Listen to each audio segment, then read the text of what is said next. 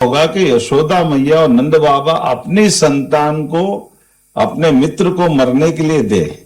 मित्र के पास जाएगा तो उसकी गारंटी थी कि कंस उसको छोड़ने वाला नहीं, लेकिन दूसरे के बच्चों को पाल करके अपने बच्चे से ज्यादा दुनिया में उदाहरण बन जाए कि कृष्ण और यशोदा मतलब मां बेटे का संबंध जो बताया है, ये आनंद हमारे अपनी संस्कृति से आ सकता है, ये सनातन संस्कृति से आ सकता है जिनके जीवन में, और हमने कभी कहीं सुना भी नहीं है कि यशोदा माँ ने कभी उफ किया हो या नंद बाबा ने कभी कहा हो कि ये कन्हैया हमारा है कि नहीं है, जब तक उनके पास रहा।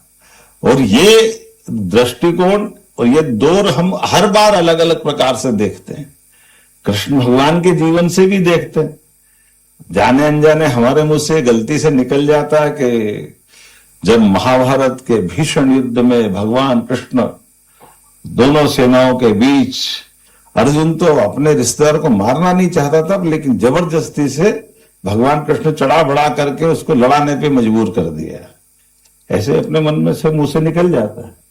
लेकिन कभी ये भी तो कल्पना करें कि भगवान कृष्ण ने इस युद्ध के प्रारंभ होने के पहले 18 अक्षौणी सेना में से अपनी सेना सामने खड़ी कर दी, और वो सेना जो विश्व विजयी थी, भगवान कृष्ण के हर युद्ध में उनके सेना नायक से लगा करके सैनिक तक सदैव जीतते रहे, वो सारे सामने खड़े।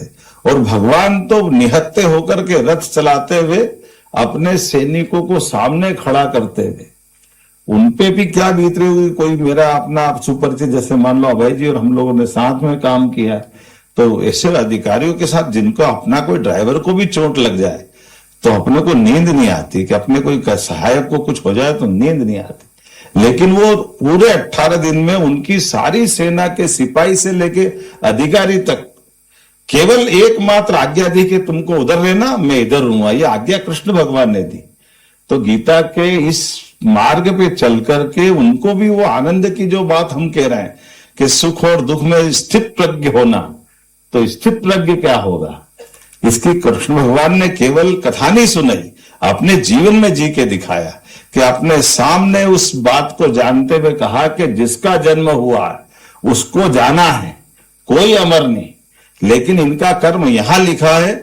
उस कर्म के आधार पर उनकी भूमिका तय करते हुए कभी कभी तो सोचते होंगे कोई तो बोल पड़ा होगा उस युद्ध के कोलाहल के वातावरण में कि भगवान हमने क्या बिगाड़ा है, हम तो आपकी सेना में नौकरी कर रहे थे, हम आपके साथ थे, हमारे भी तो बाल बच्चे हैं, आप कम से कम हमको छुट्टी दे देते कि चलो तुम्हारी मर्जी है, जा जाओ। आपने तो सामने खड़ा कर दिया मरने के लिए, और आप ही बताते जा रहे हो ये बचा है, ये बचा है, ये बचा है। तो वो बचने के पहले कौन खड़ा है, उसकी दीवार बन के तो उनके सैनिक खड़े हैं। भीष्म पितामह अगर टारगेट बना रहे होंगे, द्रोणाचार्य बना रहे होंगे, तो 7 अक्षौणी सेना तो अकेले भगवान कृष्ण की थी। तो वो अपनी सेना के एक एक अधिकारी को, एक एक कर्मचारी को मरते देखना, ये मुझे लगता है कि वास्तव में ये खुशहाली दिवस की तो बात नहीं हो सकती है, और सच्चे अर्थों में आनंद की बात भगवान कृष्ण के उस जीवन में उनके जीने से हम प्रेरणा रूपी ग्रहण कर सकते हैं। मैं इस अवसर पर आप सबको अभिनंदन भी करता हूं, वंदन भी करता हूं। और सच में ये जो सिम्हस्थ का आयोजन होता है 2016 में, इस विभाग की कल्पना के पहले विचार कुंभ के माध्यम से अलग अलग विद्वानों के साथ जोड़ करके, सच में हमारे ऐसे कई विषयों को भी दुनिया जानती समझती नहीं, हमारे अपने शरीर को कितना कष्ट दे सकते, उस कष्ट की पराकाष्ठा के बावजूद भी देखने वालों को दया आती है, उसको बड़ा अलग प्रकार का लगता है जिसने देखा नहीं। लेकिन जो जी रहा है उस पे, तभी तो वो कांटों के ऊपर अपनी तपस्या कर लेता है। बबूल के कांटे, शरीर पे एक कपड़ा नहीं, और महाराज लेटे आराम से, धूप बिल्कुल उस समय की 44 की टेम्परेचर में, चारों तरफ अग्नि स्नान कर रहे हैं, और अग्नि स्नान में धूप तो जैसे ताप चल रहा है, और वो धूप भी 12 बजे से 2:30 बजे तक की जो धुनी तापते हैं।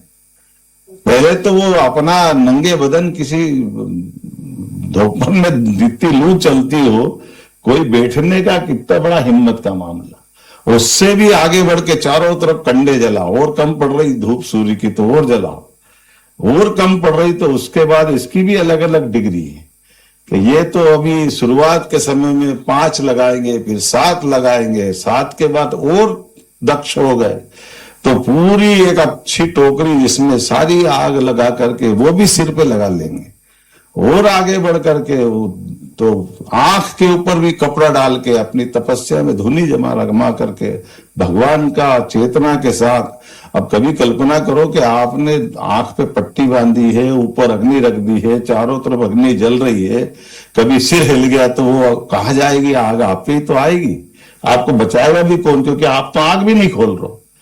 लेकिन मैं भगवान की लो लगाने के लिए उस आनंद में डूब रहा हूं। अब इसकी कोई पारितोषिक दे रहा है क्या? कौन क्या कर रहा है? कुछ नहीं करने वाला।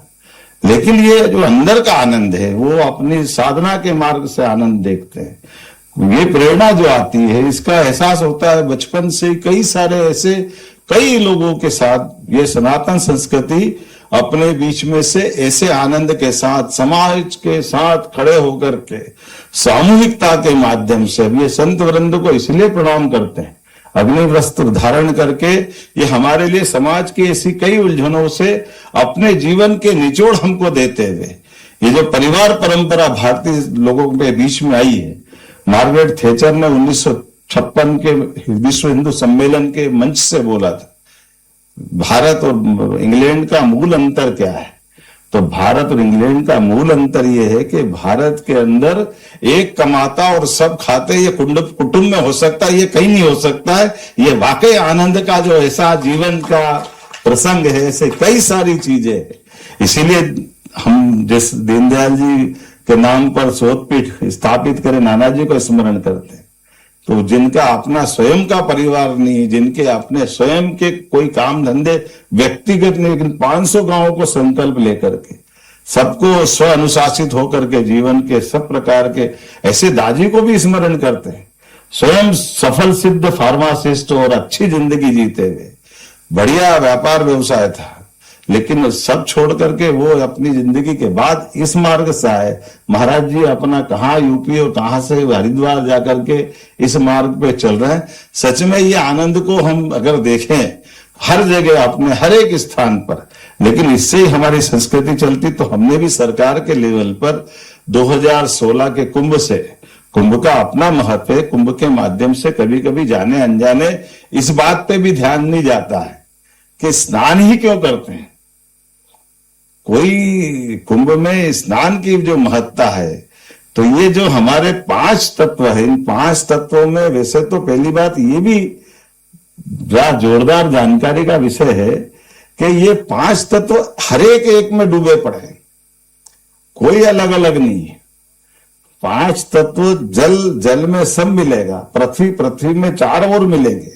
अब पृथ्वी के साथ अग्नि वायु हर एक में तत्व है।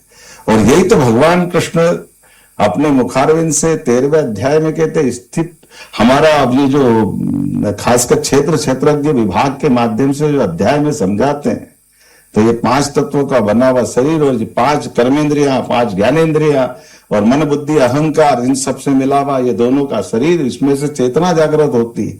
और वो चेतना ही तो हमारे दुनिया में आज भी उस प्रकार के मार्ग पे ले जाती है जिसके लिए हम सब अपने जीवन की उत्पत्ति प्रारब्ध इस सबको खोजते हुए कई कारण से सनातन संस्कृति में ऐसी धाराएं हैं। हम सब आज के इस अवसर पर आनंद के इसी में वापस माहौल में आ जाएं। ये हमारा आयोजन वाकई अपने जीवन के रहस्य को समझते हुए अपने काम को दक्षता से करते जाए, आनंद से करते जाए, जितना अच्छा हो जरूर करते जाए।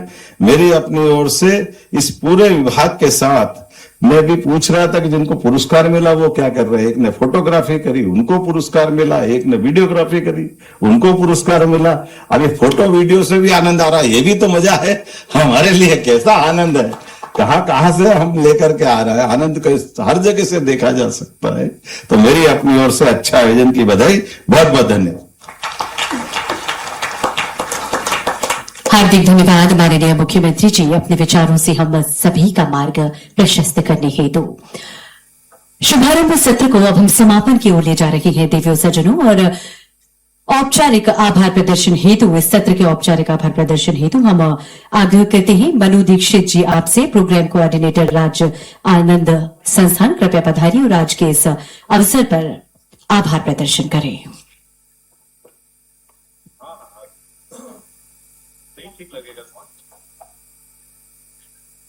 नमस्कार साथियों, मैं हमारे बीच में उपस्थित माननीय मुख्यमंत्री महोदय एवं स्टेज पर मौजूद सभी गणमान्य हमारे सीनियर्स वरिष्ठ गुरुजनों का हृदय से आभार व्यक्त करता हूं कि आपके यहां पर आने से हमारे कार्यक्रम को की शोभा बढ़ी। मैं यहां पर उपस्थित सभी विभागों के जो हमारे ऑफिसर्स हैं, हमारे मास्टर ट्रेनर्स हैं, संस्थान के हमारे आनंदक हैं, हमारे पूरे परिवार यहां पर बैठे सभी ऑफिसर्स का, सभी लोगों का मैं हृदय से आभार व्यक्त करता हूं कि आपने अपना अमूल्य समय निकालकर आप यहां उपस्थित हुए और हमारे कार्यक्रम की शोभा बढ़ाई। बहुत बहुत धन्यवाद।